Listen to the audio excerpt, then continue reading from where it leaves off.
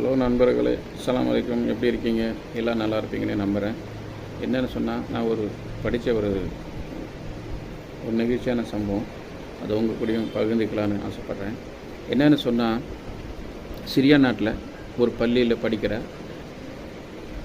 மாணவிகள் இருக்காங்க. அவங்களுடைய ஆசிரியை இருக்காங்க.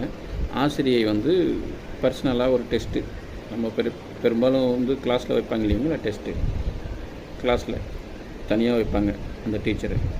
அந்த மாதிரி ஒரு டெஸ்ட்டு வச்சுருக்காங்க. பிள்ளைங்களுக்கு எப்படி படிக்கிறாங்க, பரீட்சைக்கு முன்னாடி நம்ம டெஸ்ட் பண்ணிக்குவோம் நம்ம பிள்ளைங்கள அப்படின்னு சொல்லிட்டு மாணவிகளை சொல்லியிருக்காங்க. இந்த இதெல்லாம் படிச்சுட்டு வாங்க, இது டெஸ்ட் இருக்குதுன்னு சொல்லியிருக்காங்க.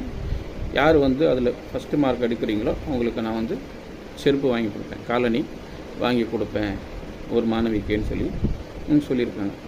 எல்லாமே சந்தோஷமாக நல்லா படிச்சுட்டு நம்ம படிச்சுட்டு போகணுன்னு சொல்லிட்டு நல்லா படிச்சுட்டு டெஸ்ட் எழுதியிருக்காங்க. எல்லாமே நல்ல மார்க் வாங்கியிருக்காங்க. எல்லா மாணவியும் பாஸ் ஆகிட்டாங்க. அப்போது இவங்க இப்போ 35 பேர் 40 பேர் படிப்பாங்க. மினிமம் ஒரு 20ஆவது படிப்பாங்கல்ல ஒரு கிளாஸில். அத்தனை பேருக்கு நம்ம எல்லாருக்கும் வாங்கி கொடுக்க முடியாது இல்லைங்களா ஒரு டீச்சரால். அப்போ என்ன பண்ணியிருக்காங்க அவங்க, நீங்கள் எல்லாமே நல்லா மார்க் வாங்கிங்க, நல்லா பாஸ் மார்க் தான் வாங்கியிருக்கீங்க. அதனால் நீங்கள் உங்கள் பேரை எழுதி ஒரு பேப்பரில் எல்லாருமே பாக்ஸில் போடுங்க. அதில்